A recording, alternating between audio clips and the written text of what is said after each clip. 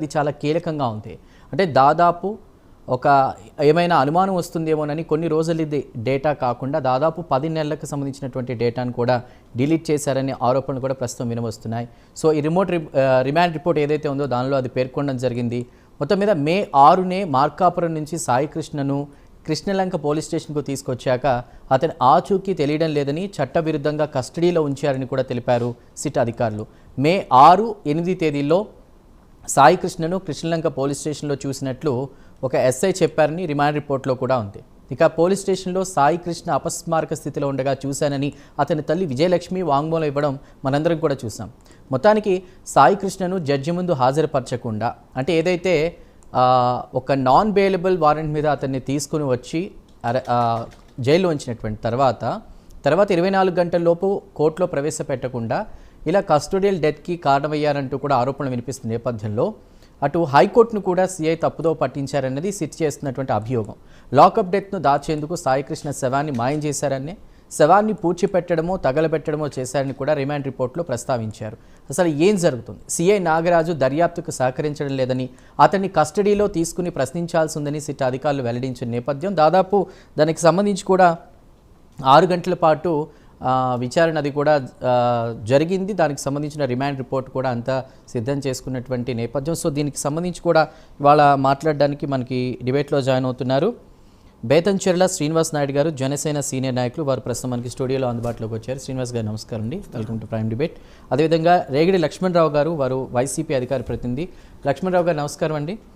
అలానే బాలకోటయ్య గారు జాయిన్ అయ్యారు, ఆంధ్రప్రదేశ్ రాష్ట్ర సామాజిక సంక్షేమ బోర్డు చైర్మన్ వారు. బాలకోటయ్య గారు నమస్కారం, వెల్కమ్ టు ప్రైమ్ డిబేట్. మరికొద్దిసేపట్లో మనకి కోటిపల్లి అయ్యప్ప గారు జాయిన్ అవుతారు. అలానే రెడ్డన్ గారు, రిటైర్డ్ పోలీస్ అధికారి జాయిన్ అవుతారు. ముందుగా శ్రీనివాస్ గారు, ఈ సాయి కృష్ణ కేసుకి సంబంధించి చూసుకుంటే కూడా ప్రధాన ఆరోపణ సీసీ ఫుటేజ్ మాయం. దాదాపు 10 నెలల సీసీ ఫుటేజ్ని కావాలని తీసేశారని చెప్పేసి. సో అదేవిధంగా ఇప్పుడు కులానికి అంటగట్టే ప్రయత్నం కూడా చేస్తున్నారు. దీని మీద మీరేం మాట్లాడతారు? విచారణ అది సంబంధించి, సిట్ విచారణకి సంబంధించి. ముందుగా ప్రైమ్ లైన్ ప్రేక్షకులకు నమస్కారం. చందు మీకు మరియు మన సోదరులకి నమస్కారం అండి. ఇక్కడ చూసుకుంటే ఈ సాయి కృష్ణ మరణం అనేది మొన్నటిదాకా అతను లాకప్లో చనిపోయాడా, లేక అతను ప్రత్యర్థులు ఎవరైనా చంపారా, లేకపోతే అతను కనపడకుండా వెళ్ళాడనేది ఒక మిస్టరీగా మిగిలిపోయింది. కానీ ఈరోజు మన సిట్ అధికారులు ఇచ్చిన రిపోర్ట్లో లాకప్ డెత్ అని ధృవీకరించడం జరిగింది. అది కూడా ఒక 17 మందిని విచారించి దాని అనుగుణంగా చెప్పారు. అదే మెయిన్ ఒక ఎస్ఐ చూసినట్టు, మీరు ఎలా చెప్పినట్టు ఎస్ఐ స్టేషన్లో 6-8 మధ్యన చూసా అని చెప్పడం, వాళ్ళ మదరు దెబ్బలతో పడి ఉండి కాళ్ళు చేతులు కట్టేమని చెప్పడం అదొకటి. ప్లస్ అక్కడున్న పోలీసులు కానీ ప్లస్ వాళ్ళ ఫ్యామిలీ మెంబర్లు కానీ 6-7 విచారించి ఈ రిపోర్ట్ తయారు జరిగింది. ఆ రిపోర్ట్లో కూడా చివరిలో వాళ్ళు చేశారంటే ఇది చాలా క్లిష్టమైన కేసుగా ఉంది, దీనికి మాకు ఈ టైం చాలని ఇంకా టైం కావాలని చెప్పి అడగటం కూడా జరిగింది. ఎందుకంటే ఇది నాగరాజు గారు సహకరిస్తే తప్ప దీనికి ఎండ్ అనేది పలటం చాలా కష్టం. ఎందుకంటే అతనికి is the witness, I witness, అతను చెబితే కానీ ఏదనేది మనకు జరగదు. కాకపోతే ఈ మధ్య ఏంటంటే ఈ మధ్యకాలంలో ఈ వైఎస్ఆర్సీపీ వాళ్ళు దీనికి రాజకీయ రంగు, కులం రంగు పూసేసి దాన్ని హడావుడి చేసి హంగామా చేశారు. ఇప్పుడు మేము కూడా యాజ్ ఏ కూటమిగా లాకప్లో చంపడం తప్పని మేము కూడా చెప్తున్నాం, మేమేది అది కరెక్ట్ అని అంటలా. కాకపోతే అది ఎలా జరిగింది ఏందనేది మన నాగరాజు గారు చెప్తే తప్ప తెలియదు. కానీ ఇప్పుడు మొన్న చూశారు మీరు అంబటి రాంబాబు గారు, అసలు అంతా ఆయన దగ్గరుండి చేపించినట్టో లేకపోతే దగ్గరుండి చూసినట్టో ఫోటోలు అంత స్టోరీ చెప్పేశారు ఆయన. అసలు నిజంగా మన చంద్రబాబు నాయుడు గారు మొన్న మన సిపి గారిని, 2 ఎస్పీలని, ఏసీపీని వేసే బదులు ఈ అంబటి రాంబాబు గారిని, పేర్నాని గారిని సిట్కా వేసేస్తే అసలు ఈ పాటికి అసలు కేసు క్లోజ్ చేసేవాళ్ళు. ఎందుకంటే వాళ్ళు ఇద్దరు కళ్ళకు కట్టినట్టు అంతా వాళ్ళకి తెలిసినట్టు చెప్తారు. రాంబాబు గారేమో అసలు చూసినట్టు చెప్తారు, పేర్నాని గారేమో పోలీసులు అసలు ఏం చేయాలి ఏం చేయకూడదు ఆయన చెప్పేస్తాడు. అంటే ఇక్కడ పోలీస్ వ్యవస్థ అసలు ఎందుకు ఉందో అర్థం కావట్లా. అసలు వాళ్ళకి ఫస్ట్ నుంచి ఇప్పుడు కాదండి, 2019 నుంచి పోలీసులు అంటే ఒక చులకన భావం, పోలీసుల్ని అవతల వాళ్ళని వేధించడానికి ఉపయోగించారు తప్ప పోలీసులుగా ఎప్పుడు చూడలేవాళ్ళు. మీరు చూసుకు ఇప్పుడు ఒక కేసు జరిగింది, ఇది బ్లాకప్ డెత్ జరగటం రాంగ్ అని చెప్పి మేము కూడా చెప్తున్నాం, ఇదేం తప్పు అని, అది కరెక్ట్ అని మేము చెప్పట్లా.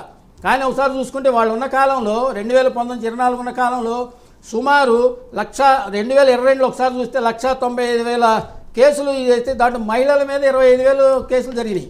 మరి హత్యలు 920 జరిగినాయి, అపహరణలు 393, పిల్లల మీద 3,308. ఇన్ని కేసులు జరిగినాయి. అప్పుడు మీరు ఎక్కడ కూర్చున్నారు? అప్పుడు మీరే ప్లాస్టర్లు అంటించుకొని కూర్చున్నారో ఏం అర్థం కావట్లా. అప్పుడు ఒక్కసారి కూడా రోడ్డు మీదకి వచ్చి ఇది అన్యాయం జరిగింది అనలా. అంతేందుకండి ఇప్పుడు లక్ష్మి గారు ఉన్నారు. లక్ష్మి గారు, శ్రీలక్ష్మి గారు వైఎస్ఆర్ రెడ్డి గారికి ఉన్నప్పుడు ఆమె కావుపైన ఆమె వైఎస్ఆర్ రెడ్డి గారు ఉన్నప్పుడు ఆయనకి సపోర్ట్ చేసి జైలుకి వెళ్ళి వచ్చింది. తర్వాత జగన్ గారు వచ్చిన తర్వాత ఆమెకి ఏం న్యాయం చేశాడండి? ఆమెని సీఎస్ అవ్వాల్సిన ఆమెని పక్కన పెట్టేశారు. అంటే మీకు తెలిసింది ఇదే, అంటే వాడుకోవడం తెలుసు తప్ప వాళ్ళకి న్యాయం చేయడం తెలియదు. ఇప్పుడేదో మీకు గవర్నమెంట్ ఇప్పుడున్న కూటమి చేసే అభివృద్ధిని మీరు చూడలేక మీకు ఇది ఒక అవకాశంగా దొరికి దీనికి కులవ రంగు పూసి రాజకీయ రంగు పూసి హడావడి చేయడం తప్ప దీంట్లో ఏమీ లేదండి. ఇది నిజంగా తప్పే. నాగరాజు గారు లాకప్ డెత్ చేయడం అనేది 100% తప్పని మేము చెప్తున్నాము. తప్పని కూడా అంటలేదు. డిమాండ్ రిపోర్ట్లో కూడా వాళ్ళు అదే చెప్పారు. వాళ్ళు కాకపోతే ఇంకాస్త టైం కావాలని అడిగారు. ఇప్పుడు రేపొద్దున రిమాండ్ 2 వారాలు రిమాండ్ జరిగింది. ఆ రిమాండ్లో వాళ్ళు పోలీసులు తీసుకొని విచారిస్తారు. అప్పుడు ఏది కానీ తేటతలం అవుతుంది. అసలు దానికి ఇక్కడ ఒకటే క్వశ్చన్, ఓకే, నిజంగా ఒక కొడుకుని కోల్పోవడం తల్లికి బాధే, బట్ ఒక రౌడీ షీటర్కి కులం అంటించడం ఆపాదించడం ఎంతవరకు కరెక్ట్? ఎందుకంటే అదే వైఎస్ఆర్సీపీ ప్రభుత్వ హయాంలో డోర్ డెలివరీలు జరిగినాయి చంపేసి, తర్వాత చిన్నపిల్లవాడిని కాల్చి చంపేశారు. దాని గురించి ఎప్పుడు ఎవరు మాట్లాడలేదు.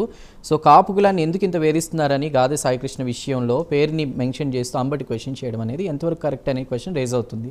దానికి వారి సమాధానం కూడా తీసుకుందాం. మీరేమంటారు? ముందుగా ఒక్కటేనండి, అక్కడ ఏం లేదండి. పవన్ కళ్యాణ్ గారు ఈజ్ ద కింగ్ మేకర్. అతన్ని 2019 తర్వాత వాళ్ళు గెలిచిన తర్వాత 2019 సగం వాళ్ళ అధికారం సగం పరిపాలన అయిన తర్వాత వాళ్ళకి అర్థమైపోయింది పవన్ కళ్యాణ్ గారిని ఎట్టయినా వాళ్ళకి దూరం చేయాలి అని. అదే టార్గెట్కి ఇప్పుడు చూడండి, ఎప్పటికైనా పవన్ కళ్యాణ్ వాళ్ళకి టార్గెట్ తప్ప చంద్రబాబు నాయుడు గారు కాదు. పవన్ కళ్యాణ్ ఎట్టయినా కూటమి నుంచి వేరు చేయాలి, మేము గెలవాలనేది ఒకటి. అందుకే పవన్ కళ్యాణ్ ఇప్పుడు మీరు చూడండి, మన వైఎస్ఆర్సీపీలో ఇంతమంది ఉన్నారు, మన రెడ్కు సంబంధించిన ఉన్నారు, వాళ్ళు ఎవరు మాట్లాడట్లా, వీళ్ళు ఎందుకు మాట్లాడుతున్నారు? అంటే కావాలని కావపుక్కలని టార్గెట్ చేసి మాట్లాడడం తప్ప వేరే వాళ్ళు వచ్చి మాట్లాడచ్చు కదండి. అంటే వాళ్ళకి రాదా, చేత కాదా? రోజా గారు ఉన్నారు, పచ్చిన దానికి ఎగిరెగిరి పడతారు. ఆమె ఎక్కడికి వెళ్ళింది? ఆమె కాము కూర్చుంది. పేరు నాని అంబటి రాంబాబు ఎందుకు మాట్లాడుతున్నారు? అంటే దీన్ని ఒక కులం ఇదిగా చేయాలనేగా. ఇప్పుడు మొన్న మా నాయకులు అన్నారు, ఒక నేరానికి నేరస్తులకి కులం అనేది ఉండదండి. కులాన్ని చూసేవాళ్ళే నేరాలు చేయరు, కులాన్ని చూసే వాళ్ళకి శిక్షలు వించరు. అసలు అది రాంగ్ అని చెప్పి ఆయన చెప్పాడు ముందుగా. ఇది కావాలని చేసే తప్ప పవన్ కళ్యాణ్ గారిని టార్గెట్ చేసి ఆయన్ని మనోభావాలు దెబ్బతీసి ఆయన కృంగదీసి ఎన్డీఏని సపరేట్ చేయడానికి వాళ్ళు చేసే ప్రయత్నంలో ఒక భాగం తప్ప ఎలాంటి ప్రయత్నాలు వాళ్ళు సఫలం కాదు.